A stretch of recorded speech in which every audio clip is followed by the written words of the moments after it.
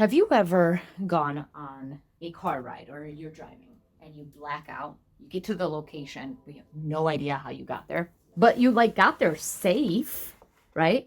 You get there, and if someone were to ask you what was the last car you saw, and you're like, I don't know, right? There's a name for that. There's a name for that. But it's really, so the name is highway hypnosis, but there's also like the biological and chemical brain function on what's happening. And that is that the same area of the brain that is in charge of decision making, critical thinking, and fine motor skills are now depleted.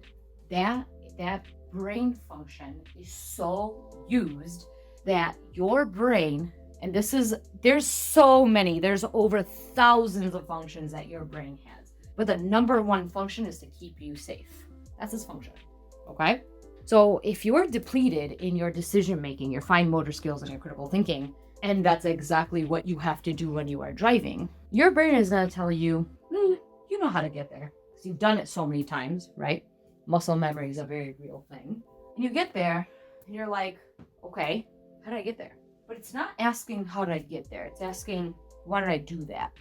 And continuously asking yourself, why did I do that? Really understanding that why. If the brain is going to keep you safe, right? Well, it doesn't really know reality from not reality, right? It really doesn't. It just knows to keep you safe. So one of our jobs when we disassociate, when we have decision fatigue, when we're dealing with the things in our day-to-day basis where driving became now a disassociation time, which is not okay for our brain, right? When we're doing those things, I want you to think small. So yeah, like why did I do that? But think small. Don't think like, well, yeah, because I had a lot on my plate. Yeah, all of us do. Don't think like, well, because I know how to get there. I know how to get there. I know, the kids are loud or whatever. I want you to start even smaller. I want you to start with how you woke up. I want you to start with how you went to bed. I want you to dig deeper. Decision fatigue, I think, is one of the most common things that I've seen as being a mom in a health journey, being in a wellness journey, being in a gut health journey. It's a lot. There's so much information out there. There's so many opinions and, quote unquote facts, right? There's so much stuff, and that's all fine and dandy, okay?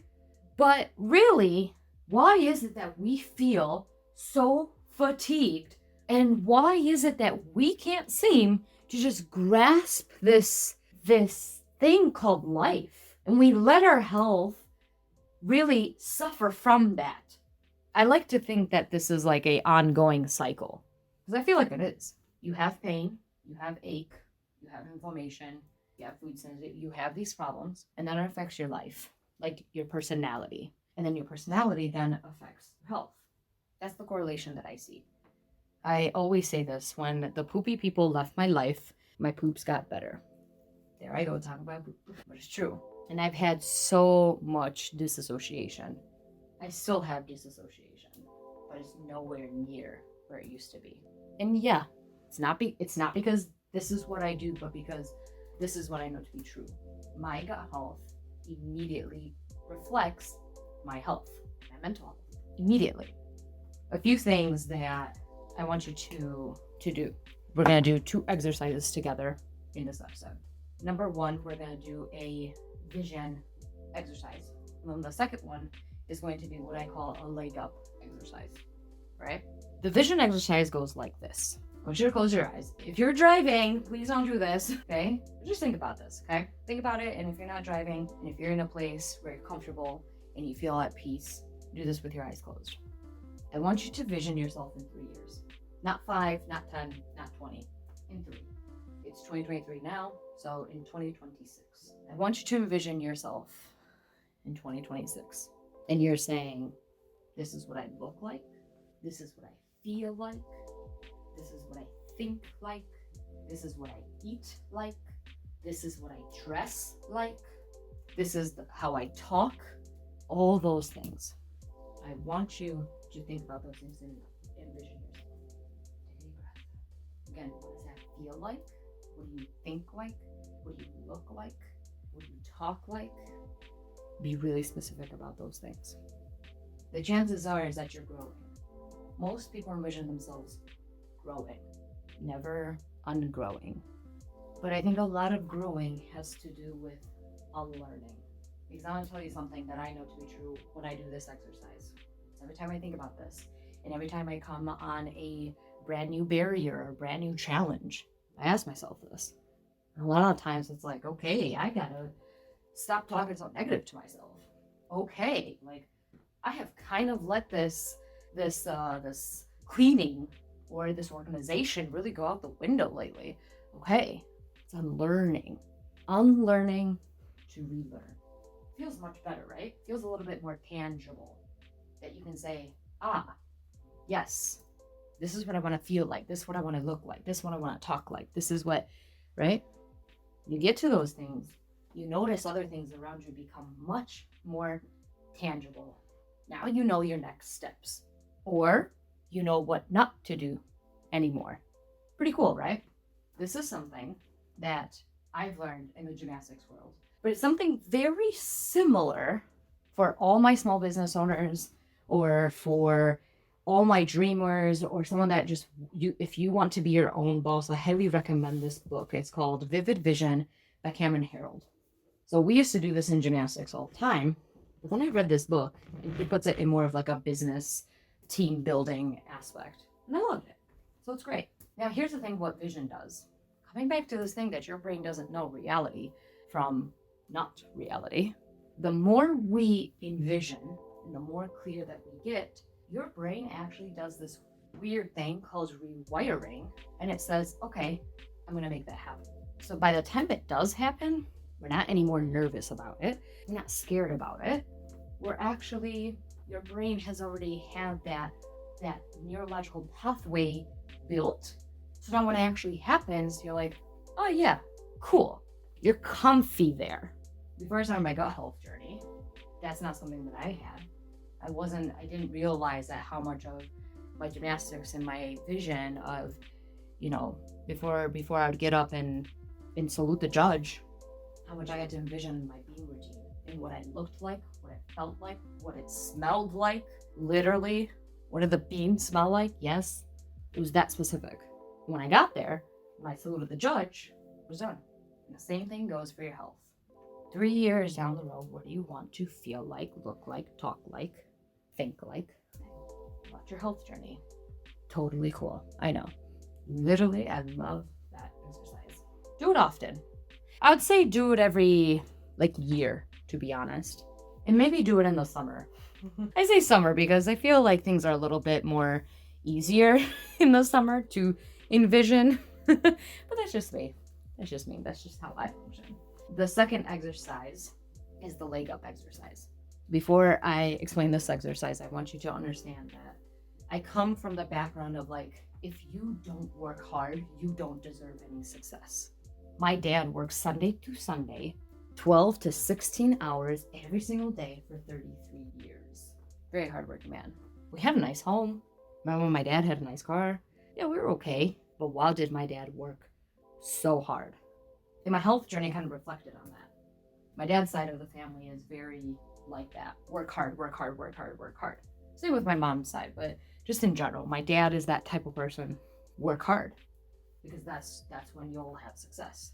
Having kids, a home, a husband, and growing all that in the middle of a pandemic, I realized that's not the truth. So I started thinking about this leg up exercise that I'm about to show you. And it goes something like this. Before you start anything brand new, I want you to think of the leg up that you have in the world. Now, the leg up doesn't necessarily have to be money. It doesn't have to be anything materialistic or on a social level.